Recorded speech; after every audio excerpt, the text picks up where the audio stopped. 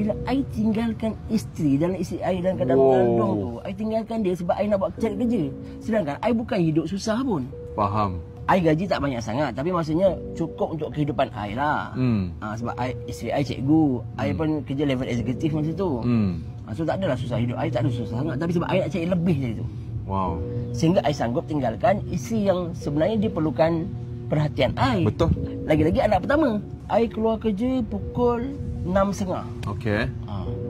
Balik 5.30 balik rumah. Okey. Malam I pergi cari overtime lagi. Faham. Sebab I kata kejayaan tu adalah dengan kita jadi jutawan contohnya. So maknanya lepas kerja hakiki, ustaz buat part time lah maknanya. Ya betul. I buat part time.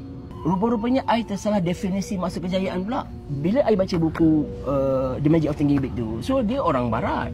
So dia istilahkan kejayaan tu dari segi material lah. Betul. Dan semua orang memang kerja ke arah itulah. Betul. So I pun terpengaruh ke arah Faham. itu dan menyebabkan I mengejar material, kejayaan dari segi material. Faham. Jadi kaya, jadi jutawan dan sebagainya. Sehinggalah I baca buku pun buku-buku yang ke arah itulah. Faham. Okey. Tapi sampai satu masa bila I cuba praktikkan apa yang dicadangkan oleh buku-buku yang I baca tu, Okey. I rasa ini bukan kehidupan yang I nak.